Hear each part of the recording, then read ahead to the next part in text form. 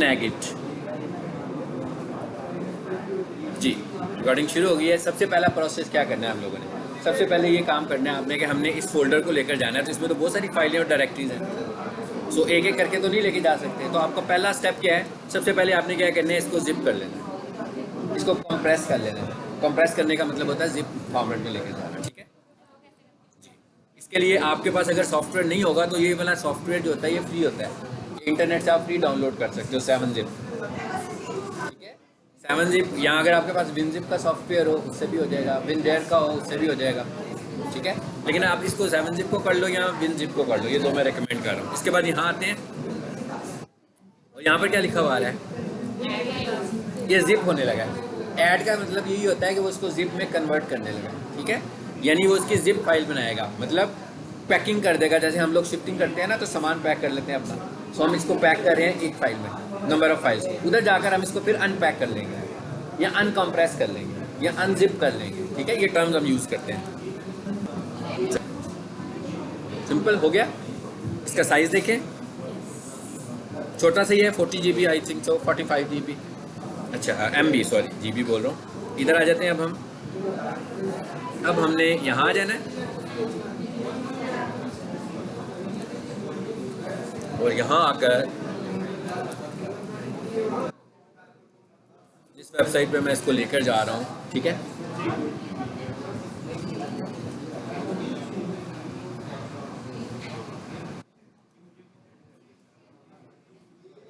ये तो मैंने cPanel खोल लिया, ठीक है ना। ये तो आपसे पासवर्ड वगैरह मैंने नहीं बताना आपको, मतलब आपके पास जो कोई भी cPanel होगा आप इसी तरह खोलते हैं। cPanel को खोलने का तरीका यही होता है कि आप अपनी वेबसाइट का नाम लिखते हो। मिसाल के तौर पर मैं लिखता हूँ यहाँ पर एक वेबसाइट जिसका मुझे cPanel खोलना है,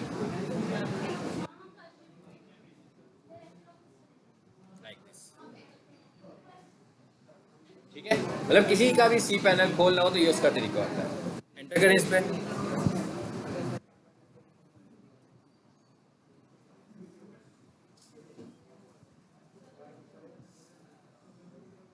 बस ये खुल जाएगा।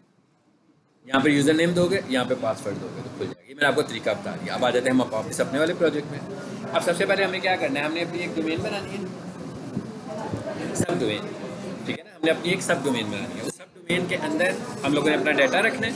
तो सब डोमेन बनाने के लिए देखते हैं हमें कहाँ जाना चाहिए। स्क्रीन पर देखें तो आपको खुद ही, ये इतना फ्रेंडली सा इन्वायरमेंट है, अगर आप नाम इनके पढ़ते जाओगे तो आपको खुद ही पता लग जाएगा कि सब डोमेन कहाँ से बनेगी। ज़रा देखते रहें, मैं ड्रैग कर रहा हूँ, आप लोग खुद ही बता दोगे मुझे कि सब डोमेन कहाँ से बनेगी। सिंपल सब डोमेन का ऑप्शन ही आ रहा है हमारे पास, आ रहे हैं ना। तो हमने यहाँ से सब डोमेन पे चले जाना है आगे। अब आपकी जो प्रोजेक्ट था उसमें क्या था, वॉशिंग इक्विपमेंट्स, तो हम इसका नाम रख लेते हैं किचन वॉशिंग इक्विपमेंट, ठीक है। किचन वॉशिंग इक्विपमेंट भी रख सकते हैं, कमर्शियल वॉशिंग इक्विपमेंट भी रख सकते हैं। कौन सा रखना है बताएं, वो रख लें, किचन रख लिया, ओके। बस अब हम यहाँ से क्या करेंगे, किचन वॉशिंग इक्विपमेंट है इसका नाम, इसे क्रिएट कर लें जी। ये क्रिएट का बटन आ रहा है, अभी मैसेज आ जाएगा कि बनी है कि नहीं बनी है। क्या मैसेज आया, बन गई है। नाम क्या है इसका, ये इसका नाम क्या है, .dc kitchen.org। इसे हम कॉपी करते हैं, Ctrl+C कर लिया मैंने। ज़रा चेक करते हैं कि उसने कहा मैंने बना दिया, तो देखें क्या बना क्या है। अब वापस आना है आपने, ये मेन पर आने के लिए होता है, होम का बटन बना हुआ है इसका। यहाँ लाकर इसको ज़रा पेस्ट करते हैं। डोमेन तो हमने बना ली थी ना इसी नाम से, क्या हुआ इसका, फॉरबिडन, यानी कि बन गई है, लेकिन अभी हमें यहाँ पे काम करना अलाउ नहीं हो रहा, ठीक है। लेकिन क्रिएट हो चुकी है ये वाली, ठीक है। अगर क्रिएट ना होती तो ब्लैंक पेज खुलता है, जैसे वो एरर पेज खुलता होता है। आ जाते हैं वापस इधर आगे। अब हमने क्या करना है, अब हमने आपका डाटा अपलोड करना है यहाँ पे, ऐसे ही है ना। वो कहाँ पे होगा, उसके लिए हमें जाना है, जब भी आपने अपनी लोकल वेबसाइट कोई बनाई होती है उसको ऑनलाइन करना होता है तो हम फाइल मैनेजर में जाएंगे, ठीक है। फाइल मैनेजर में आगे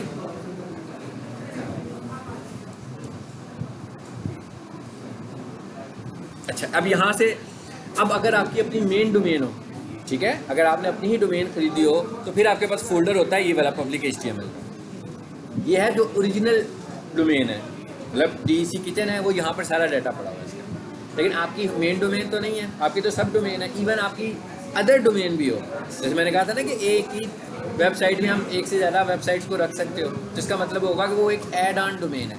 अब एक होती है सब डोमेन और एक होती है एड ऑन डोमेन, दोनों में फ़र्क है। सब डोमेन का क्या मतलब है कि डोमेन के अंदर बहुत सारी डोमेन्स बन सकती हैं। एड ऑन डोमेन का मतलब होता है कि एक अलग डोमेन होती है, वो किसी डोमेन के अंदर नहीं होती है, यानी कि हमने डोमेन परचेज की होती है। सब डोमेन आपने परचेज नहीं की हुई है, सब डोमेन हमने परचेज नहीं की, बल्कि एक डोमेन परचेज करके उसके जैसे डायरेक्टरी और सब डायरेक्टरी होती है, ठीक है।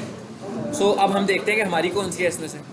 आप जब भी सब डोमेन बनाओगे या एड इन डोमेन बनाओगे उसके इस तरह अलग फोल्डर आएंगे। कहाँ है जी फोल्डर हमारा? ये वाला, इसे डबल क्लिक करके खोल लेते हैं। अब आपने समझना है इसको हमने मैनिपुलेट कैसे करना है। यहाँ पे काम, ये पूरा एक सॉफ्टवेयर है आपके पास। देखें ना इस पर क्या लिखा हुआ है, file, folder, copy, move, upload, download, restore, delete, हर चीज़, हर ऑप्शन आ रही है। फिर HTML एडिट, यानी आपकी कोडिंग भी यहाँ से चेंज हो जाएगी डायरेक्ट, ठीक है।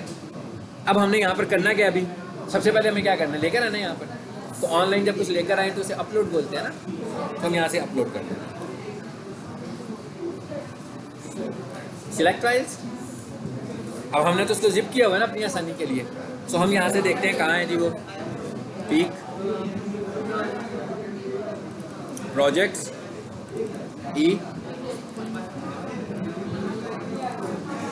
चल अपलोड होना शुरू होगी। दूसरी कितनी सारी थी मैंने बताया था, कितनी सारी क्वांटिटी है। ये अपलोड ही करते रहेंगे सारा दिन हम लोग बैठ के, मतलब एक फोल्डर के अंदर फिर सब फोल्डर में फाइलें, फिर उसके आगे सब फोल्डर में और फाइलें। तो एक एक करके अपलोड करेंगे, फिर हम भूल भी जाएंगे कौन सी की है कौन सी नहीं की है, क्योंकि होगी तो 1 by 1। सो इसलिए हम इसको जिप करके करते हैं और उसके बाद वहाँ जाकर अनजिप कर देते हैं। जैसे हम शिफ्टिंग करते हैं तो सामान इकट्ठा बांध लेते हैं, नई जगह पर जाकर उसे खोल लेते हैं। अभी हमने इसको बंद किया हुआ है, पैक किया हुआ है। अब जब ये यहाँ पर आ जाएगी फिर इसको अनपैक कर देंगे, ठीक है।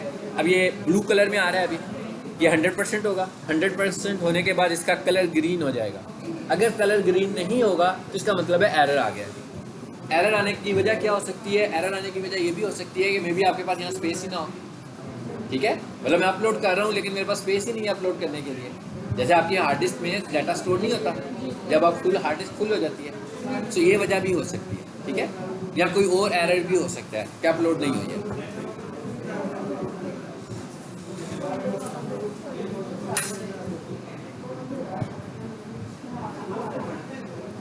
अब अगर मैं यहाँ पर देखूँ DEC किचन की ज़रा वो वाली फाइल देख लेते हैं जितनी देर वो काम कर रहा है। रोबोट्स की फाइल देखें ज़रा।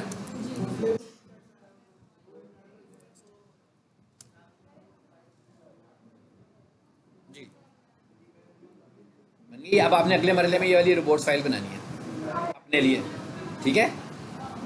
ये वाली लाइन अभी हम नहीं करेंगे क्योंकि साइट में मैं अभी नेक्स्ट टाइम आपको बताऊंगा। बाकी हमने सारी बना लेती है, बल्कि आप ये भी लिख लीजिएगा। लेकिन यहाँ पर आपकी वेबसाइट आएगी, साइट में अब आपकी वेबसाइट क्या आएगा ना, क्या आएगा देखें। ये लिखना कोई मुश्किल तो नहीं है ना, नोटपैड में बना लेंगे फाइल। यूज़र एजेंट स्टैटिक, इसका क्या मतलब होगा कि जितने भी क्रॉलर हैं सबको अलाउ कर दो, सब मेरी फाइल को क्रॉल करें। उसके बाद क्या लिखा हुआ है, disallow, disallow this, disallow this, disallow this, disallow this, disallow this.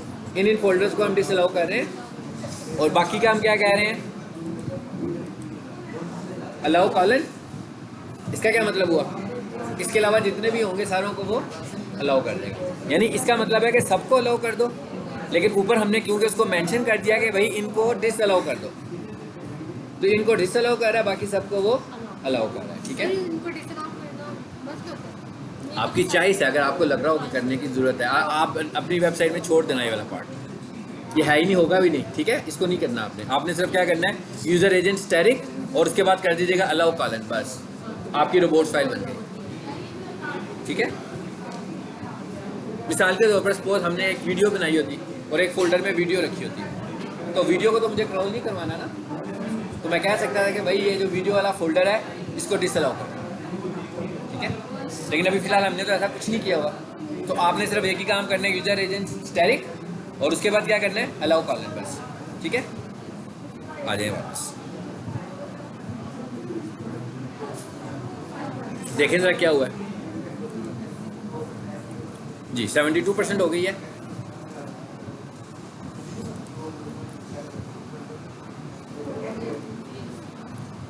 एक और रिपोर्ट फाइल देखते हैं इसकी है।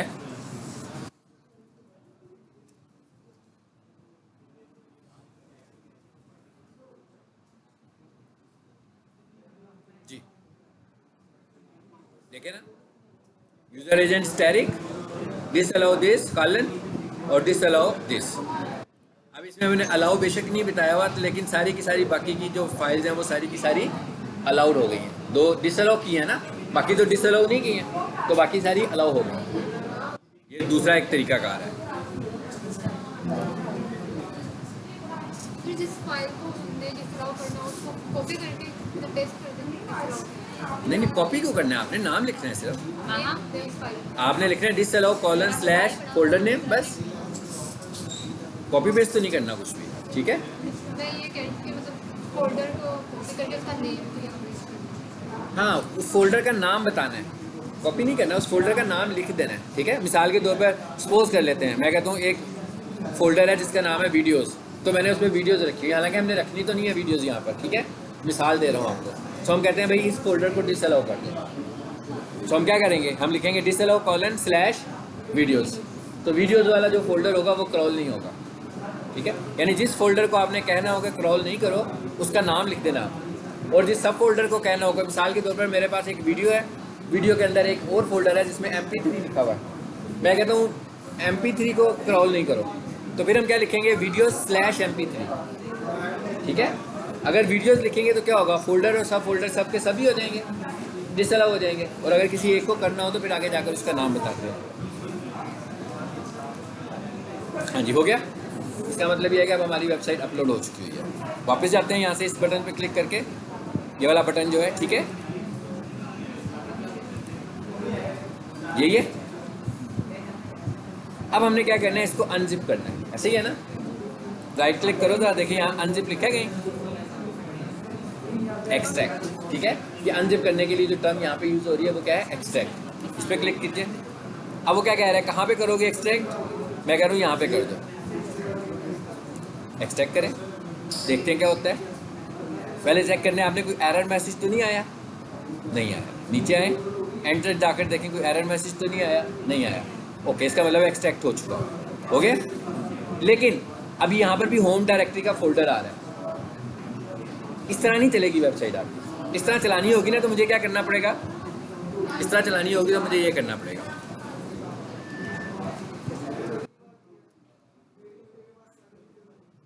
यही नाम था ना डायरेक्टरी का, नहीं चला ना अभी भी।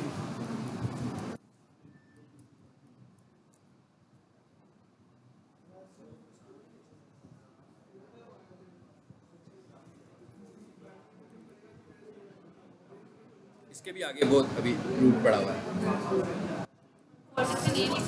हाँ, अदरवाइज हमें क्या करना पड़ना था, ये भी लिखना पड़ना था, पब्लिक HTML।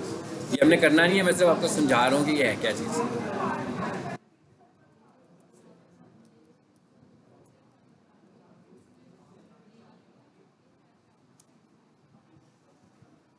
चल गई ना वेबसाइट। इस तरह तो नहीं वेबसाइट चलानी हमने, अगर इस तरह तो नहीं चलानी है हम लोगों ने, इसलिए कि इंडेक्स की फाइल खुद ब खुद रन होती है। सो हमने क्या करना है कि इस फाइल को बाहर ले आना है।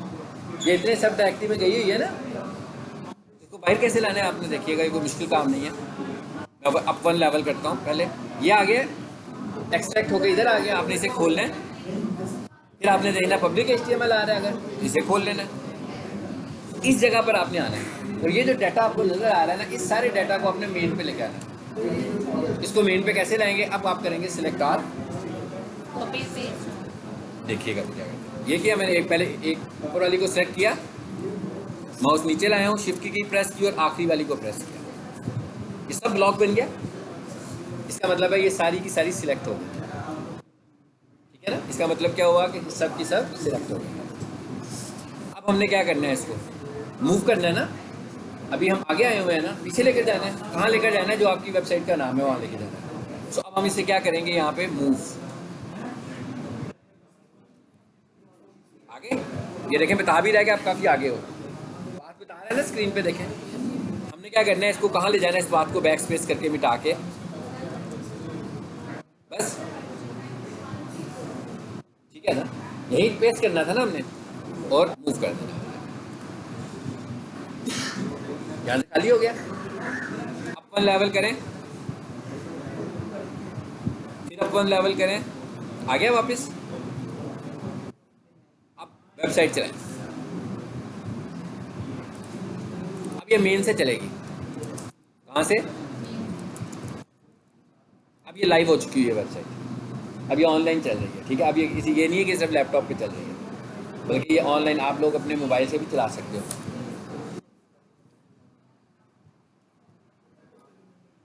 चल गई साइंस समझ में आई है? जो सब फोल्डर में जाकर मुझे चलाना पड़ रहा था, आपकी जो मेन वेबसाइट है वो किस में पड़ी होती है, पब्लिक HTML में, और आपकी जो एडेंड डोमेन होगी या सब डोमेन होगी उसको फोल्डर के अंदर मेन पर ही होना है, उसके अंदर सब फोल्डर में होगी तो खुद नहीं चलेगी, पूरा पाथ बताना पड़ेगा। ठीक, अब आप लोगों ने जाके किस पे काम करना है, एक तो रोबोट्स बाद में करना है, पहले वीडियो पे करना है, और उसके बाद वीडियो जब आप लोग कर लेंगे, आपके लैपटॉप के अंदर एक्सटेंशन इंस्टॉल होनी चाहिए। कौन सी एक्सटेंशन, VidIQ। उसके बाद फिर मैं आपको बुलाऊंगा दोबारा, फिर हम वीडियो को अंडरस्टैंड करेंगे, राइट। ये वीडियो जो मैंने अभी रिकॉर्ड की है ये मैं अपलोड कर दूंगा चैनल पे, ठीक है।